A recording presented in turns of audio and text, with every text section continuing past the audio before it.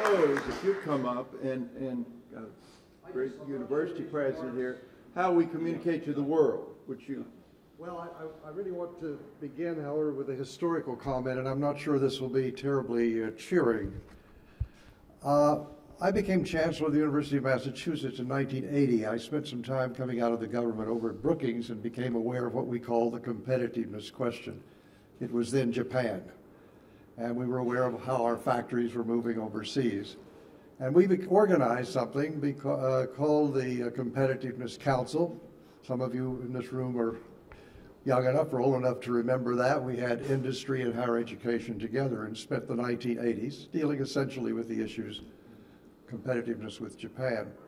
I can remember becoming aware, however, as I was in Massachusetts and watched Wang kind of go down, that the Defense Department was funding the basic elements of the new technology that would build the Silicon Valley, and then we had a boom. I came into office with Bill Clinton, and what I think Clinton was trying to do was to provide in his talk of globalization, he made his first foreign policy speech at American University, a different paradigm for seeing America's future than the one that was going on in the Defense Department, where they were saying we need a whole new set of defense investments, which we made for the post-Cold War era. Just one more story. I think it was 20 years ago that I came here to testify before the Senate committee with a member of one of the leading industries. And we came to an agreement that he would testify in his words about more funds for education, and I would testify about doing something about the deficit. That's 20 years ago. I just want to set that in some perspective because we have been through these cycles. Now I think it's far more critical. We are working, Ambassador Holliday is here with me on a report that will come out next, which really has to do with a larger question that I think of restoring America's trust and influence abroad. I'd simply say about that we are a country currently obsessed with a word we never used years ago or didn't understand, public diplomacy. Shortly after 9/11, the Financial Times carried a reference to public diplomacy, and in parentheses they said afterwards what the Americans call propaganda.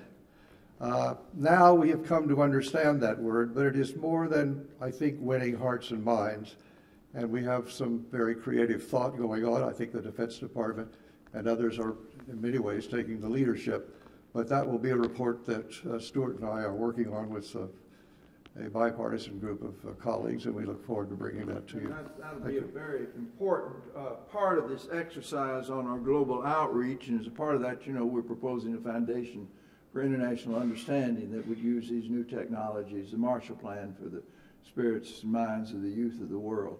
It's thinking smarter, not richer. It's thinking with innovation and synergies.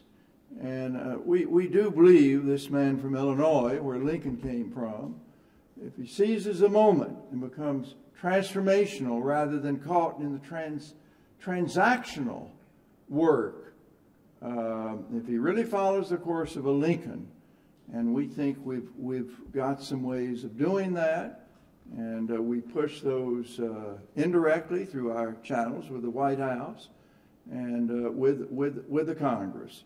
So we got hope, but as Lincoln said, we got to think anew and we got to act anew. And thank you for being with us this morning.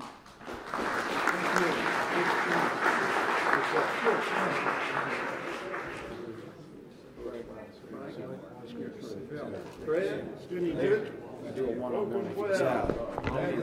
Have your office. I'd love to do it. I think very highly of you as many as